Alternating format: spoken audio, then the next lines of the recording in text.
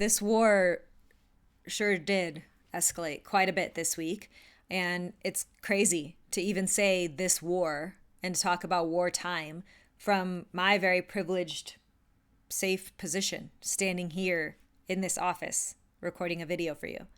Meanwhile, my clients who are veterans are telling me about how they're getting powers of attorney in place, how they're making sure their trusts are current, because they have to be prepared to be activated very soon if they haven't already been. These are crazy times, and I'm going to tie it all down for you and how it's impacting housing in the next few minutes.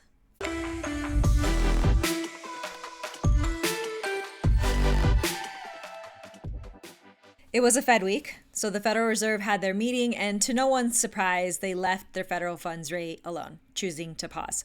Markets have pretty much banked on that, but why the Fed chose to pause is important. They aren't saying everything is fine as is, so let's just leave it alone. They're doing nothing because they feel like that's the safest option while staring into the fog of war. The responsible thing for a central bank without clear visibility is to freeze. There's an economics of war that we all need to be informed about. As I'm sure you're aware, this is not just a geopolitical conflict. We all understand that most of us do not understand the decades of nuance behind the tensions in the Middle East. But we're very clear that this is happening in the Strait of Hormuz, which impacts roughly 20% of the world's oil supply. Oil prices have spiked as high as $126 a barrel, and this has implications that go beyond just filling up your gas tank. It leads to supply chain shocks, and that leads to inflation concerns. For that reason alone, markets are moving based on predictions that the rate cuts we were promised won't happen this year as planned. Just before the war, interest rates had dropped to the mid-fives, you guys, and we're now back in the sixes. Interestingly, though, this is where all economists who I don't think knew this war would happen, have said we would be throughout this whole year. However, there is definitely a concern that rates will go even higher. We won't stay right around 6% as they predicted, given these new inflation concerns. This is not the first time that the world or markets have dealt with war while trying to function economically, so we should look at the patterns that history gives us. I always like to look back through history and look for those patterns because there's a couple we've seen in the past that we should try to follow over the coming weeks and months. It hurts on multiple levels to say months because it'll help us make decisions. Wars are inflationary at first. We know that interest rates decline during times of economic uncertainty, like recessions. Historically, though, rates jump first on inflation concerns because of oil spikes, supply chain pressure, and government spending. This is the phase we're in right now. It should all feel very familiar based on the headlines you've read this week. It's hard to say how long this phase goes without knowing how long the war will go on, right? I looked back at trends during the most recent oil supply shock wars, like the Yom Kippur War in 1973 or the Gulf War more recently in 1990, and saw inflation timelines that looked like an immediate spike during the first 6 months. But the peak, the highest inflation reading, was 6 to 18 months in, and the cooling period didn't really come until years 2 to 3. If this war stays contained but continues to disrupt oil the way it has, we should expect front-loaded inflation pressure. On the other hand, if it turns into a prolonged war with heavy government spending on top of the oil shock, like the Iraq-Afghanistan war, the inflation timeline would look more like this just being, what we're seeing right now, just being the ramp-up building period. Oh God. And the peak happening whenever the middle of that war is, and inflation persisting for over 7 years. The Vietnam War was a similar story and contributed to the terribly long inflation cycle of the 70s. Basically, the longer the war gets, the stickier inflation will get as well. Now, let's talk about something scary in which inflation causing higher interest rates would really be the least of our problems. A full-on global conflict, World War III.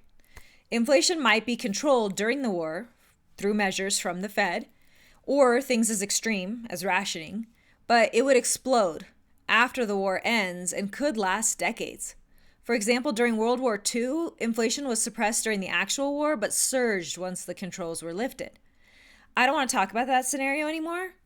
It doesn't make me feel good. So let's get back to why any of this matters for your real estate strategy. Historically, war-driven inflation isn't permanent, but it's also not brief. Most conflicts trigger a sharp inflation spike that plays out over 12 to 36 months, especially when energy markets are disrupted like they have been now. The timeline is usually front-loaded, like I said. Prices rise quickly, peak within the first year, and then gradually normalize if the conflict remains contained. So now our prayers have gotten very specific, right? While most of the content you're consuming is about this recent jump in rates, the real impact isn't actually the spike. It's the delay on where the peak will actually be. That's why these historical patterns are important to understand for what we should be watching for.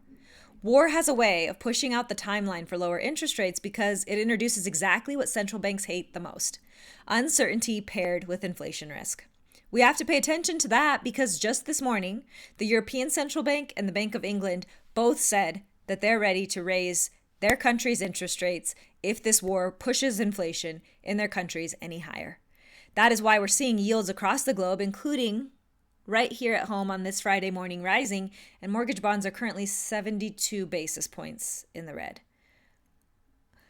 Yeah, 72. So that's painful news for mortgage interest rates. But what happens to home values during the war? That's the other side of the affordability coin, right? One side is interest rates, borrowing costs, and the other is home prices. So let's zoom out because, again, history gives us patterns. During wartime, buyer hesitation increases, understandably, and then transaction volume slows. But supply usually stays tight. The market freezes first. I could see this being especially true in today's environment where we already have a systemic inventory shortage. But then you also have to consider asset classes. Global conflict leads to a capital flight where the world's wealth leaves unstable regions and flows into safer assets. Do you know where the money in search of a safer asset class lands? The United States housing market. We've seen this multiple times, so don't start giving me the side eye. We saw it after the 1970s oil crisis. We saw it after the Iranian Revolution. So here's what I will tell you as boots on the ground. And that's important because for the last 2 weeks, all of my buyers have been in multiple offer situations, even though interest rates have been trending up, even though the world is a dumpster fire. And you know, I already have a theory about this. People are ready to create stability for themselves. Now, if you're a realtor or loan officer watching this update, I have 2 special housekeeping notes for you. One, my brother is hosting a huge event that's completely free that will change the game for you this year in your business. And I think we could all use more strategy, especially with what's going on with the market right now. I'm going to put the link to sign up for that in the caption. It's this coming Thursday. Also, since I've accepted my new role as Chief Performance Officer at All Western Mortgage, I haven't really had the capacity to offer one-on-one coaching to the outside industry anymore. I do still have a self-paced course you can purchase and work through on your own time, but we're not always the best at holding ourselves accountable and that kind of stuff, are we? So once a year, I walk you through the whole system. It's an 8-step system. We do it live.